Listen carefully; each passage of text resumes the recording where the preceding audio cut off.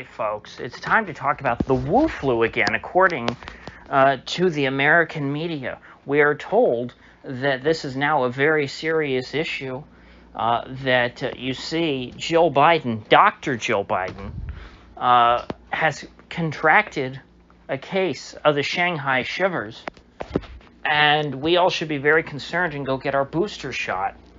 And you know what? She's not the only one. Apparently, TV's Whoopi Goldberg had to miss an episode of The View because she came down with a case of the Wu flu. So everyone, make sure you go get your boosters. Dr. Fauci's back on TV. He's telling everyone how important masks and vaccines are. And I have to tell you, folks, I'm not going to do it. It's just so funny to see them. It's like they waited a year. They're like, you know what, maybe we overdid this. Let's just put that script away for a while. Now they whipped it right back out, and they're like, okay, everybody, back in line. Time to get your jabs. I mean, this was the -- issue in America for multiple years, and then, it went away, and we all... things never get back to normal in America because we are not a normal country. We're a very stupid country. But I have to say, even I can still be caught off guard, because today I walked into my local Publix, and what did I see on the the medicine aisle, not like the pharmacy, but like where they sell Tylenol and stuff. I saw a woman wearing a mask. Now, she was kind of older. She was probably around 60. But this is a sight that I have not beheld in many a month. I can't tell you the last time I saw someone unironically wearing a mask. But the TV says for a couple of days, okay, everybody put your mask on. And there are actually some people who listen. So, that is the kind of world that we live in. People are still very much controlled by the media. And so for those of us who have been very much outside of the media's sphere of influence for many, many, many years, or perhaps our entire lives, it's easy to ignore what they say on TV and dismiss it as nonsense, but it actually does impact society. And so that means that vaccine mandates are likely coming back, because they're going to try that again. They already did it once. They found out they could do it, and so they really have no incentive not to do it again. They did it, they didn't do it in an election year. The vaccine mandates came after the election, because the vaccine they didn't want to announce until after the election, because ironically back then announcing the vaccine would have been seen as like a victory for Trump or something. And if you ask Trump, the vaccine actually still was a victory for the Trump administration. It is his proudest accomplishment, and I will get to that. But folks around the country have returned to the pews, and they are worshiping at the altar of Lord Jabu Jabu. You know what? Maybe I'll just get into Trump now, because we do have some Trump-related news to get into in addition, so maybe I'll just try and get the jab stuff out of the way. For those of you who are wondering, now that the jabs are now back at the topic of conversations, everyone's talking about getting their booster shots. Yes, Trump is indeed still just as bad on this issue as he was back in, the entire time. He's never changed his position on this. He is unabashedly a vaccine maximalist, and he takes full credit for all of the effects of the vaccine, and he thinks that anyone who criticizes it is stupid. And he's smartened up a little bit. He's tried to temper his language, but you can tell, you can see the look in his eyes. He hates having to bite his tongue. And, he's not shy about letting his true feelings slip. He's just tried to be a bit tempered in his proclamations. because even he knows that it is extremely unpopular amongst his own voters, and that it was his voters who were the ones that were victimized. And so he has tried to become, he's tried to straddle the line by just being, oh, vaccine mandates are bad. Okay. I guess that's saying the bare minimum. He's basically saying what Kevin McCarthy would be comfortable saying about the vaccines. And, he was pushed a little bit on by Tudor Dixon of Michigan on, hey, do you think that the drug companies, should release the data that they have on what all the side effects are, since they have been hiding from people the true negative effects of the Jamba Juice. And he was able to agree with that. He said, that sounds reasonable. But there is nothing that he is less passionate about than the what would you call it at this point? Do you call it the vaccine truth movement? I don't know what else you call it. It's just, you've got people like Trump and Fauci and Biden on one side that say, vaccines are safe and effective, and everyone who doesn't take them is an idiot. And then you've got other people on the other side saying, hey, I was permanently disabled or even killed. Of course, the people who were killed can't speak because they're dead. After taking this medication, and the evidence, strong evidence, seems to suggest that it was a direct result of the injection. You can't reconcile those two positions. They're polar opposites. And Trump is on the opposite side of his voters. And so if this is going to become a big campaign issue, I think that because Trump feels so passionately about this, he's not, it's not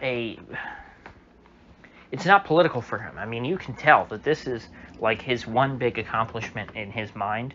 This is something he's very proud of, and he's not going to give it up just for politics. I think that he's passionate, and it's sort of about it's a matter of integrity for him to support the vaccines. And so the question to me is that how much will that depress his own support? Will people care?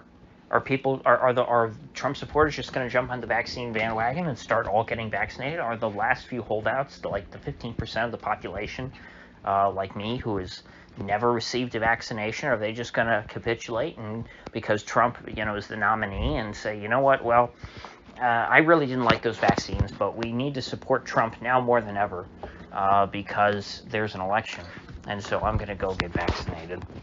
Remember, it was that way for the Democrats. When Trump was running, and we were talking about the vaccine potentially being released during the Trump presidency, Democrats, all the way up to Kamala Harris, were saying, I won't take it because I don't trust the Trump vaccine. That was the narrative. But as soon as Trump was gone and out of the picture and his name was removed, the vaccines became as good as gold, and Trump supporters were the ones who were skeptical. And it doesn't 100% line up this way, but it 99.9% lines up this way. That all the skeptical people were Trump voters, and everyone who voted for Biden at the very least took it without hesitation, and they're very proud of that to this day. And honestly, I know in my case, if Trump wants to push this after he's the nominee, because we know he's going to be the nominee, if he does want to push this is the kind of thing that would really depress someone like me from turning out, because I'm not exactly the biggest Trump super fan, but would be, as of right now, perfectly happy voting for him, in a general election. Been prepared to do that for years now. But if he wants to stick and make his whole campaign about getting people vaccinated, which he hasn't yet, in fairness, I'm speculating here what might happen if the media, because the media is very good at directing Trump's attention, because Trump pays attention to the media. So if the media is talking about the virus a lot and about how everyone needs to get vaccinated, I could see Trump picking up on that. I mean, he reads the New York Times. I don't know what else to say. And so, if he wanted to jump on that bandwagon and that became a big part of his campaign, I would feel very much discouraged from voting for him, because I just wouldn't care at that point. Because if Trump is on the wrong side of what ends up being one of the biggest issues of the campaign, I will have no desire to vote for him. So, and there might be a lot of people who were negatively affected by the vaccine who might feel the same way. And it might be just 3% of us who would feel that way.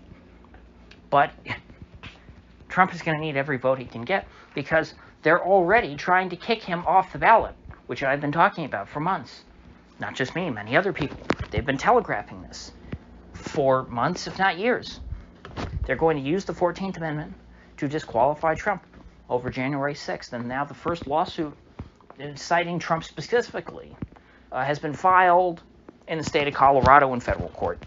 Previously, they tried to use the 14th Amendment to bar, I believe, Marjorie Taylor Greene and Lauren Boebert in the states of Georgia and Colorado, respectively, from running for office, and they were unsuccessful. Trump, however, they're going to be able to make a much better case against him, of course, in front of a very liberal court, I would presume, although I should have checked what circuit this was filed in, and what the lien of that circuit is. I forgot to do that because this is federal court. But I could see them suing in state court in the future. But this first one, this is a federal lawsuit, but it's specifically pertaining to the state of Colorado, which makes it a little confusing. Because I'm thinking, well, if you're suing in federal court, are you suing the state of Colorado? Is that how it works? I should have looked at that too. Gosh. These questions only come to my mind after I read the article. But anyway, the case against disqualifying Trump at the state level from the ballot under the 14th Amendment, it would argue that he is essentially as far as the Constitution is concerned, he is a Confederate leader, because they passed an amendment essentially saying that people like Jefferson Davis could not run for public office. And so they want to use that to disqualify Donald Trump, and the case for that will be made much stronger if he is convicted in any court of being an evil insurrectionist who wanted to overthrow our government on behalf of Vladimir Putin or something, whatever they come up with in Georgia and D.C. But using all the precedent from the Reconstruction era, I don't believe you really had any Confederate leaders that were charged with any crimes after the Civil War. I think that they wanted to indict Jefferson Davis on something, and they dropped the case. But nothing really ever came of it. But these people, for a few years before they were all amnestied, were disqualified from running for office. And so these people had no underlying criminal record which was cited. It was just kind of ruled, oh, okay. We have on record, yes, you were a politician in the Confederacy. You can't run for public office now. But, it's essentially all up to interpretation of the judge. All they have to do is get in front of an anti-Trump judge, not hard to find, and they should be able to extract a favorable ruling, which will keep Trump off the ballot in the state of Colorado. Now, as I said before, they're going to try and do this in states that don't matter as much. Now, if Trump gets taken off the ballot in Colorado, is it really such a big deal? Not really, because he probably was not going to win Colorado even under the best of circumstances in 2024. It's just not one of the contentious states this cycle.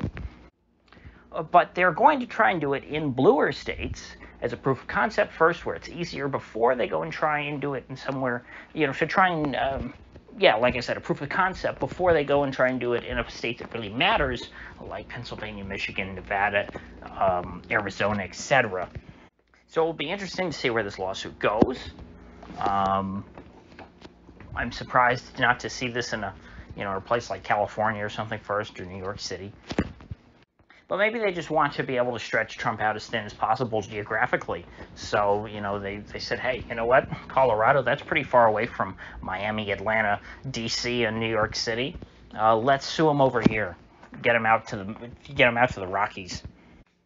So, with that said, I will see you folks back here tomorrow.